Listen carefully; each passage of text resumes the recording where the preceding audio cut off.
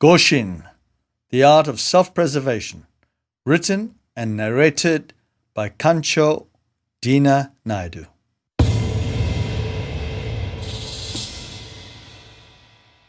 Eastern martial arts was always surrounded by mystery.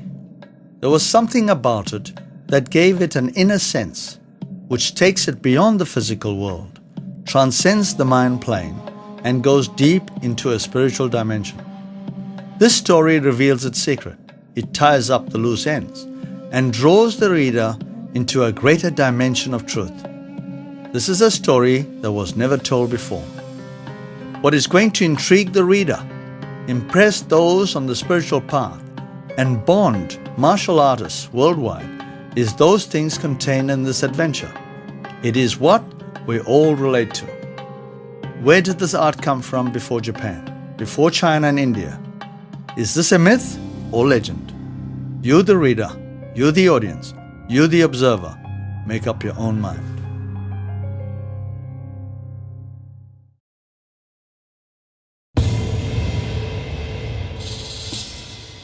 The secret revealed, the art that never died. Here is a story of the mysterious creation of an art of self-defense, which the all-knowing power of goodness had designed to save a righteous community from the perils of darkness, and through its travels, protect the good people of the world from the clutches of evil. From the land of the Ark comes a tale of a legend that began in a distant country some 5,000 years ago. The story began in a far-off land called Bharat, a country divided by many empires. In this land, there was one great kingdom, located in the far northern reaches of the country called Eusadia. It was known as the Kingdom of Many Fortunes. It was covered with many thousands of acres of luscious green country. The belief was that the vegetation grew the moment the seeds touched the ground. Seasonal rains came like clockwork, and harsh weather conditions were virtually non-existent. A range of mountains to its northern borders protected the country from heavy winds. To its deep south, beyond the borders, lay barren lands of desert, and the sea to its east. Reaching for many miles on its western sides, it was filled with thick forest, and within its center was the great golden temple named Dharma, when translated means goodness. The mountains were the source of the mighty Sangiva River. This river ran across the country and flowed through to many other kingdoms.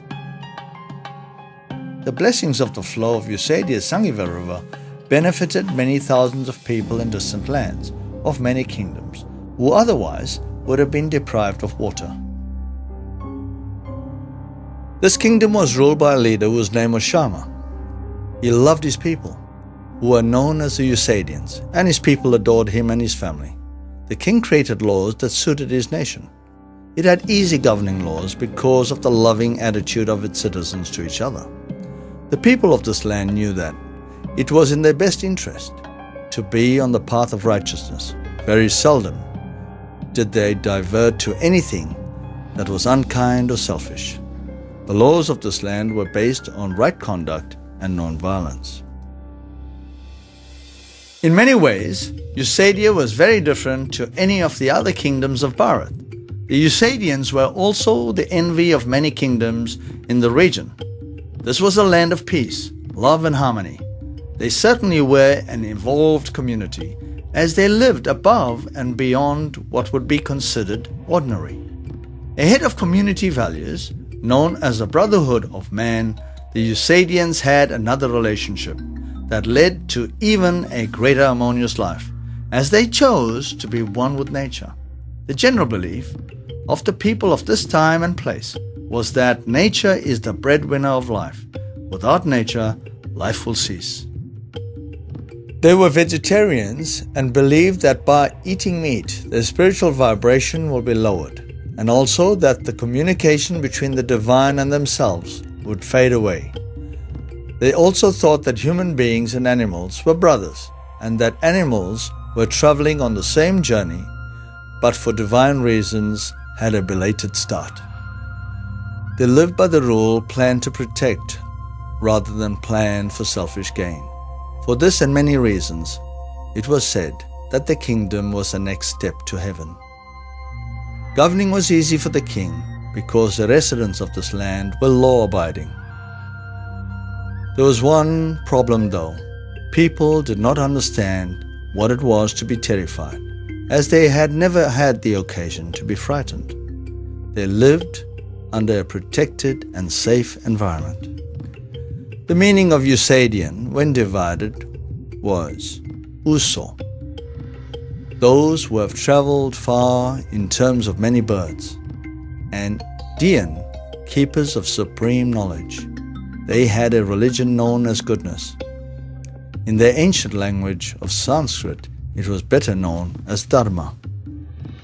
The people of this kingdom lived in harmony for many centuries and existed under a protected life, until one day, without warning, came an invading force of hordes of marauding immigrants.